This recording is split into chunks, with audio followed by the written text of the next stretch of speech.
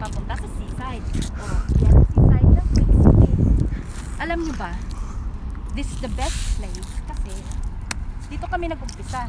Date kami noon. Hanggang umabot kami ng 14 years. Dito pa din. Wala naman masyadong maganda dito. Kaso, memorable ang lugar na ito. Tignan nyo. Andyan. Noon, maliit lang ito. Ngayon, lumapad na ng lumapad. Dinadagdagan nila ng buhangin. Ay, maganda tignan yung ulap. Kaso, napakalamig. Sobrang lamig. As in, super duper lamig. Mga guys, inshallah, soon, makapagbakasyon kami sa Pilipinas. Kasi, for now, close lahat ng borders. Close ang mga airports ngayon dahil sa new coronavirus. Yung virus na mabilis kumalap, mabilis siyang kumapit sa mga tao. Kaya ingat-ingat mga guys. At thanks pala sa aking videographer ng aking asawa.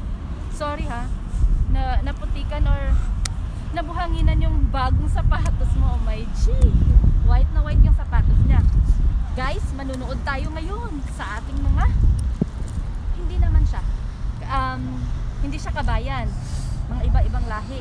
May mga Egyptians, may mga Indian na nangingisda. Tignan natin.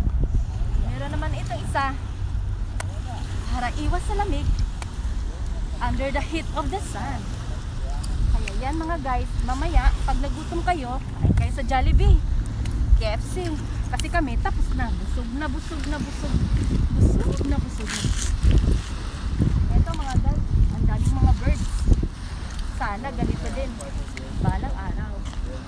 Kasi noon, ang daming mga langga, mga birds. Ayun, ang ganda doon ba? Yan yung dumaan na bago kanina. Gusto namin siyang sundan. Kaso, na-late kami kasi kumain pa. Lumapang.